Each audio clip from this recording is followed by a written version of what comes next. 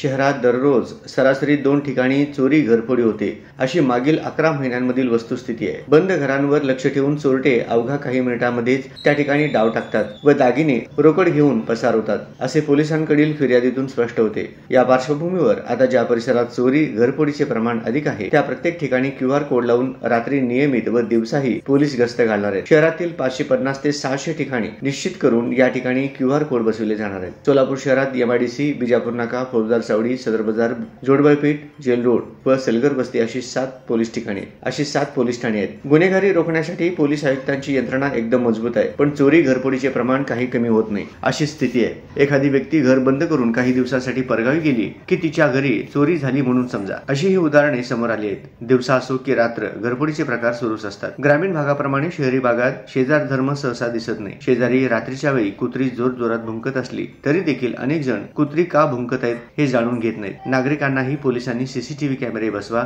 अपार्टमेंटमध्ये सुरक्षा रक्षक ठेवा, घरात विनाकारण मौल्यवान वस्तू, दागिने, पैसे ठेवू नयेत असे आवाहन करूनही त्याचे पालन केले जात नसल्याची ही वस्तुस्थिती आहे। पण शहरात प्रभावीपणे पोलिसांची गस्त राहिल्यास चोरी, घरफोडीसह अन्य गुन्ह्यांचे प्रमाण कमी होईल असा विश्वास सोलापूरकरांना आहे। प्रत्येक पोलीस ठाण्याअंतर्गत 4 बीट मार्शल, दुचाकीवरील पोलीस व 1 PCR 4 चाकी गाडी पेट्रोलिंगसाठी त्या परिसरात सतत फिरत असते। याशिवाय सध्या 550हून अधिक ठिकाणी QR कोड पेट्रोलिंग सुरू केले असून दिवसातून किमान एकदा व रात्री नियमित त्या ठिकाणी जाऊन संबंधित पोलीस अंमलदारांनी, अधिकाऱ्यांनी तेथे भेट देऊन स्वतःच्या मोबाईलमध्ये QR कोड स्कॅन करायचा आहे। कोणते अंमलदार, अधिकारी त्या QR कोडच्या ठिकाणांना भेटी देतात किंवा नाही हे पोलीस आयुक्तालयात बसून पोलीस आयुक्तासह आम्हाला दिसते, अशी माहिती सोलापूर शहर पोलीस उपायुक्त विजय कबाडे यांनी दिली आहे। सोलापूर शहरात मागील 11 महिन्यामध्ये 124 ठिकाणी घरफोडी झाली आहे, तर 536 ठिकाणी चोरी झाल्याच्या नोंदी संबंधित पोलीस ठाण्यामध्ये आहेत। या वर्षात शहरातील विविध ठिकाणाहून 327 दुचाकी चोरीला गेल्या असून त्यातील जवळपास 100 दुचाकींचा शोध अजूनही सुरूच आहे। याशिवाय 38 घरफोड्या व एकूण चोऱ्यामधील 234 चोऱ्या उघडकीस आलेल्या नाहीत। गुन्हे शाखेची पथके,